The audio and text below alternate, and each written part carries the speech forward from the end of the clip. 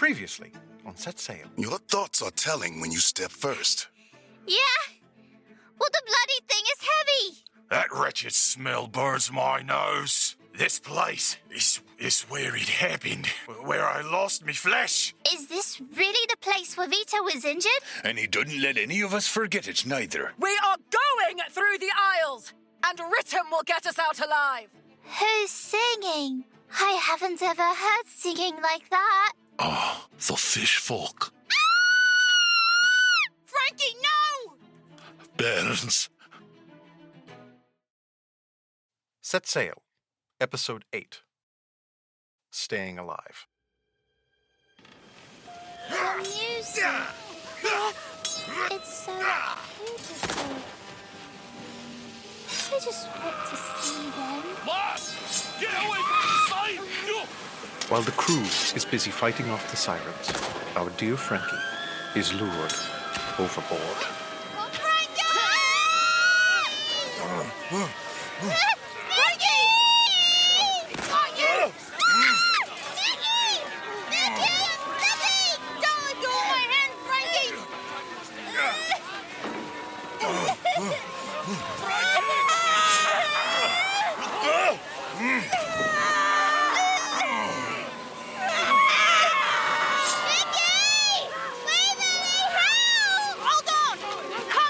Waverly, hold him back!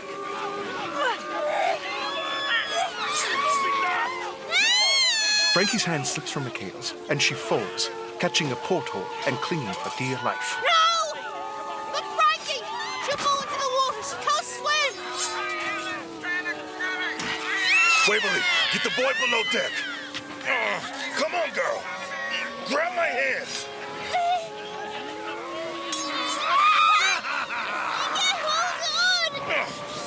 Reach for my hand, Francis. Come, little one. Join us.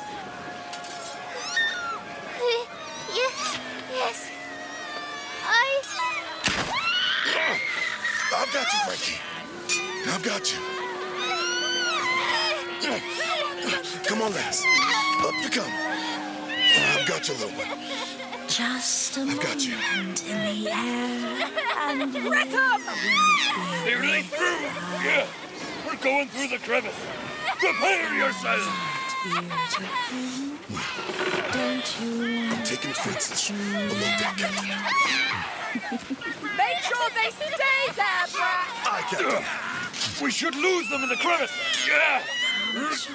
There's not enough space for them to travel beside us.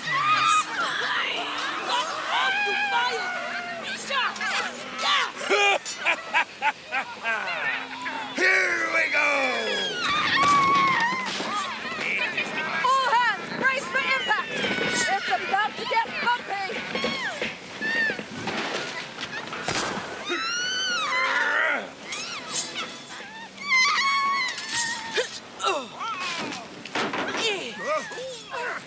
Raise yourself!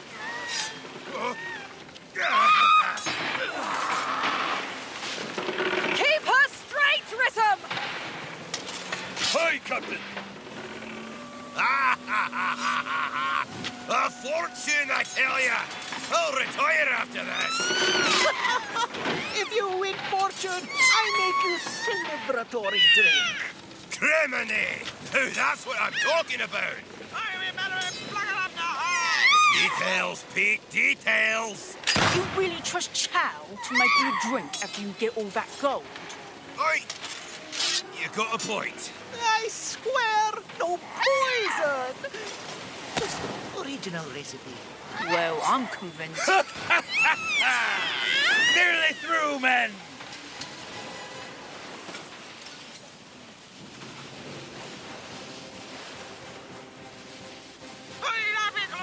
Get down! Blasted gods, when will it end? No! We made it! I told you so. Be okay. Was there ever any doubt? Who wootens out you're steering through that, you bloody fool. Oi, listen here, one leg. We may be tattered, but at least we aren't fish food. Oi, says the laddie who doesn't have to repair the ship. I second that. Yo, would it kill you lot to just say thank you? I've done my job. Now, you get to do yours. You see? I told you all. And here I stand, still on board. Now pay up! Yeah. Only I'm on this side of Paul right now. Aye, I wasn't serious. Well, isn't that grand? Ha! You'll forget about the bet by tomorrow anyhow. Or maybe I'll just throw you overboard myself. You're a piece of work, one leg. Ha! Right one of that. Batty, get to the repairs. I'll not have my ship at the bottom of the sea today. Bastian, I want that sail mended with not a moment to lose. Rittem, set us back on course once the sail is fit for the wind. We're overdue for port. Oh, I can hear the tavern calling me name already.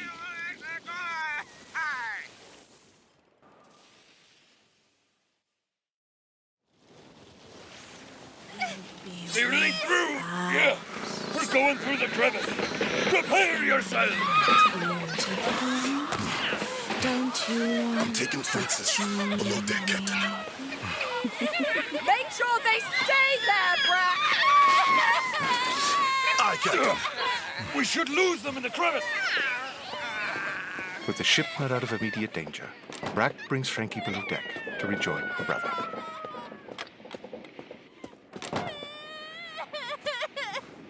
Frankie, are you okay? She's fine, boy. Nothing some rest won't cure. You had us all up in arms, lassie. What in the world were you thinking? I couldn't help myself.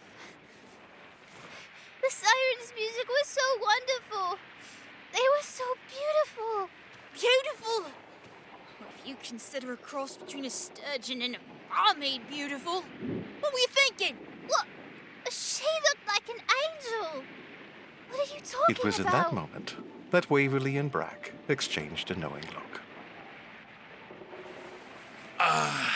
Well, you see, in fish folklore, it's said that some they appear beautiful and some they appear monstrous.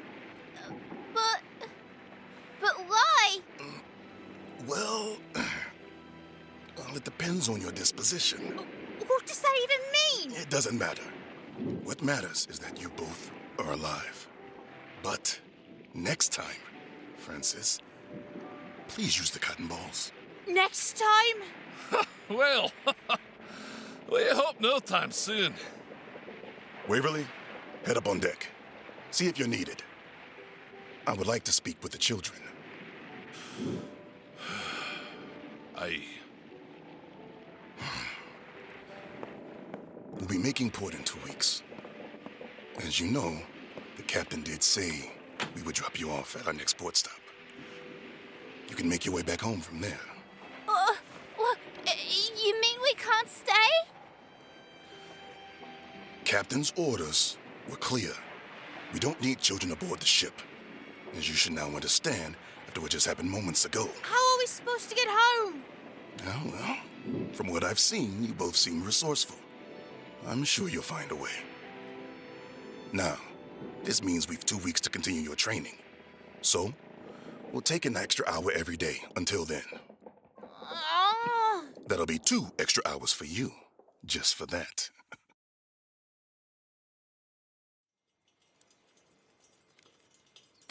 It's been several days since Leo was brought to Cull Manor to work as a servant boy.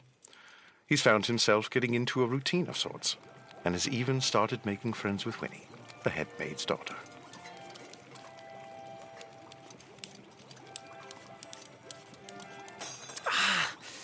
Bloody stupid thing. Peeling potatoes might be easier for you if you stopped nipping your fingertips. Oh, ha ha. Maybe I like the pain. Stew is better with a few fingertips anyway. You're so silly, Leo. I personally don't enjoy fingertips in my food.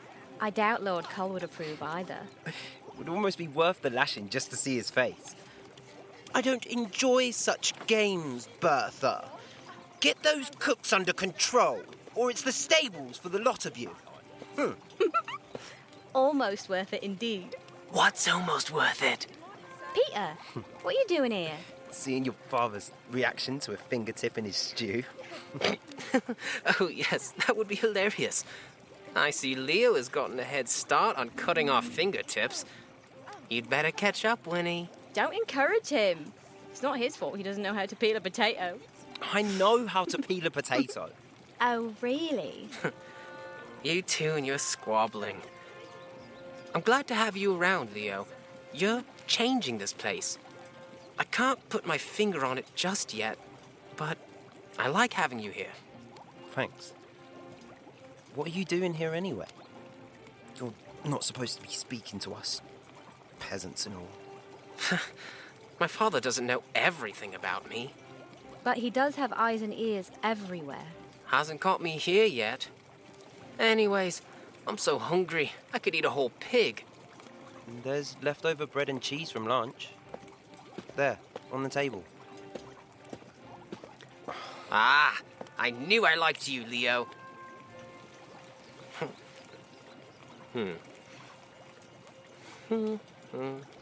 Don't you dare take all of it. That's part of my breakfast tomorrow. I won't, just a snack. I have a lesson soon, and you wouldn't believe how exhausting it is to listen to someone drone on and on about the War of Venendale. Who cares about some silly fight over a bunch of slaves, anyway? Oh, I'm sorry, you two. I wasn't thinking.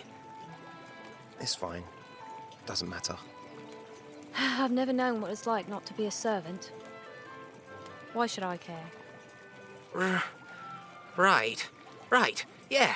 It's not like I consider you slaves or servants anyway. You're different.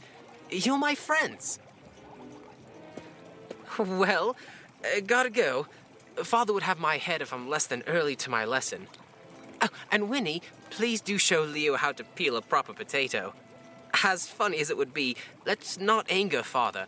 He's been in a good mood lately. All right, Peter. Enjoy your lesson. Here, Leo. Like this.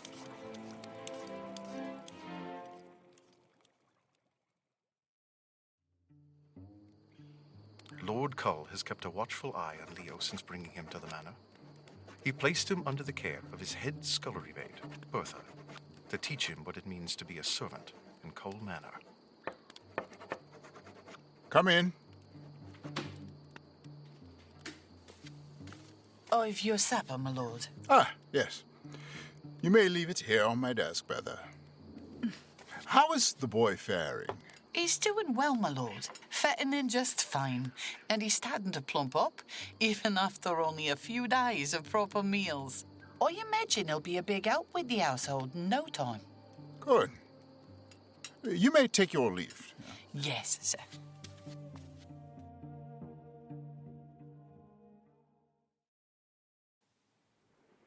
Later that night, Captain Leol and Brack are sitting in the captain's office, a room adjacent to her quarters, going over the plans for once they make Port Rig. Right. We will come in from this deserted area so as not to be spotted. We will need to dock for quite some time if Bartholomew is to make any decent progress with the ship repairs.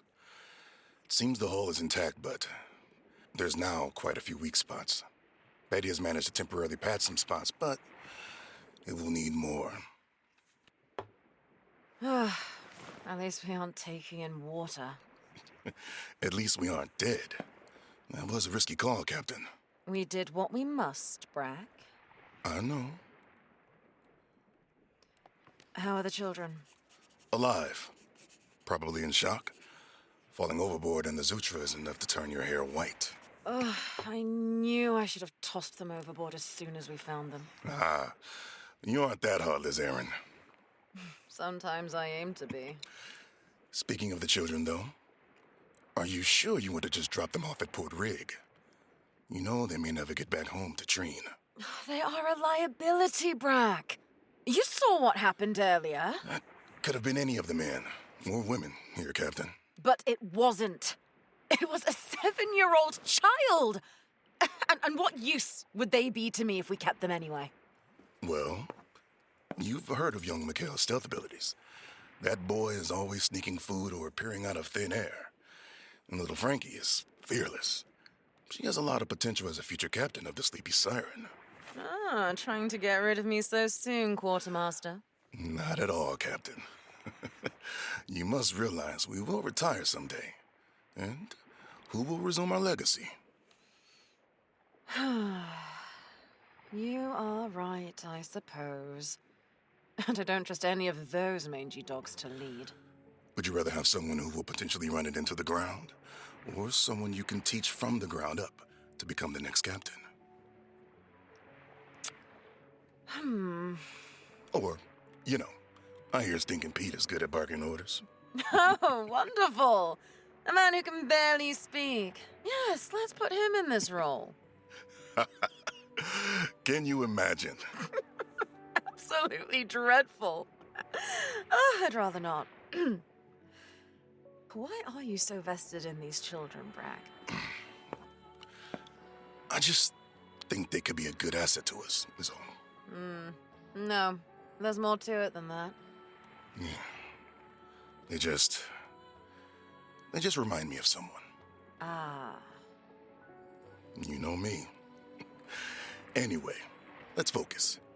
I do think Mikhail would be useful in stealing those goods. He is light on his feet. Most of those blubbering bodies don't understand the meaning of quiet.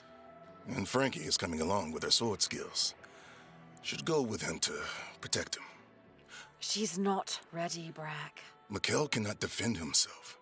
A dagger may be of some use, but he cannot fight like she can. If anything, Tressie will go with them to protect them both while they help carry things from their ship. How long do you think we will need to port for? I imagine maybe a month. It depends on the extent of the repairs needed. Batty would be able to tell us more. In any case, we will not be able to leave straight away after taking those goods. And that is why we dock on the opposite side of the island. Aye. And how will we carry it all across? That's a lot of manpower. Yeah, I believe we have enough crew to take care of that. 50 men can be sent to retrieve the goods, and 30 can be left at the ship. And if they come looking for us, well, we'll be ready. It's settled then. I do think the children should leave before then. If things go sideways, we don't need them in the middle of it, Brack. Aye, Captain. Look, we will give them enough coin for food and passage back to Treen. They should go home. You know our next mission is to Dread Mountain. You're right, Captain. And I'll not give up my plans for some sniveling kids. Never said you had to, Captain. Good. We are on the same page, then. You'll prepare them? Of course. Then you are dismissed. Prepare the crew and give them the necessary information. They needn't know about our plans to leave the children until the time comes. Taken by surprise, eh? They have grown quite fond of those two. I don't want to deal with their complaints. Understood. Good night, Aaron. Good night, Brack.